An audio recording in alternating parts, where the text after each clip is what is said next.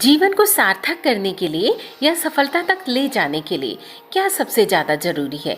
केवल भगवान की भक्ति या फिर आपके द्वारा किए गए कर्म? अपना आंसर कमेंट में ज़रूर कीजिए। चलिए इसी बात पर आपको एक कहानी सुनाती हूँ। ये कहानी है दो भाइयों की, जहाँ एक ने पूरा जीवन भक्ति में बिताया, वहीं दूसरे ने भक्ति के साथ कर्म को भी अपनाया। भक्ति और कर्म का हमारे जीवन पे क्या असर पड़ता है, चलिए देखते हैं इस कहानी के माध्यम से। गांव के एक छोटे से घर में दो भाई रहते थे, अमित और मोहन। बड़ा भाई अमित बचपन से ही भगवान की भक्ति में लीन था। वह दिन रात भजन गाता, मंदिर जाता और मानता था कि केवल भगवान की कृपा से ही सब कुछ संभव है। दूसरी ओर छोटा भाई मोहन भजन जरूर गाता था, लेकिन उसे विश्वास था कि मेहनत और सही कर्म से ही जीवन सफल होता है। अमित की दिनचर्या थी सुबह उठकर पूजा करना, फिर मंदिर जाना और बाकी समय धार्मिक ग्रंथों का अध्ययन करना। उसे मेहनत मजदूरी तो करनी नहीं होती थी, क्योंकि आए दिन कहीं ना कहीं भंडारा तो हो ही रहा होता था। दान पुण्य में कपड़े लत्ते भी मिल जाते थे और खाने के लिए सरकार मुफ्त राशन बांटती थी, सो उससे गुजारा कर लेता था। वह मानता था कि अगर भगवान प्रसन्न होंगे तो वह अपने आप सुखी हो जाएगा। छोटा भाई मोहन, वो भी भगवान का भक्त था, पर उसने एक सीमा तक ही भजन कीर्तन उपवास को अपनाया था।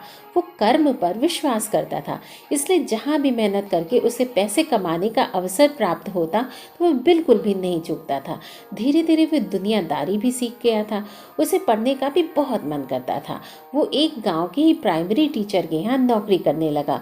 वो उनके घर के काम काज कर देता, बदले में मास्टर जी उसे पढ़ा देते। इस तरह मोहन ने अपनी पढ़ाई पूरी कर ली। एक छोटी सी दुकान उसने गांव में ही खोली और धीरे धीरे वो दुकान खूब चलने लगी और उसकी दुकान इतनी अच्छी चली कि वो उसने अपना बड़ा बिजनेस भी बना लिया। कुछ ही सालों में उसकी गिनती गांव के अमीर लोगों में होने लगी। फिर उनकी लाइफ में ट्विस्ट आया। एक दिन गांव में भयंकर बाढ़ आई। कई घर बह गए, खेत नष्ट हो गए। अमित का घर भी इस आपदा में बह गया, क्योंकि उसने कभी अपने घर की मरम्मत नहीं कराई थी। लेकिन मोहन के पास पैसे थे, उसने पहले से मजबूत घर बनवाया था और गांव के लोगों की भी मदद की।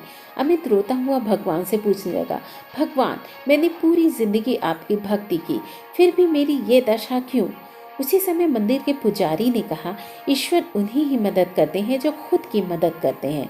मोहन ने भी तुम्हारी तरह भगवान को माना, लेकिन उसने कर्म भी किया।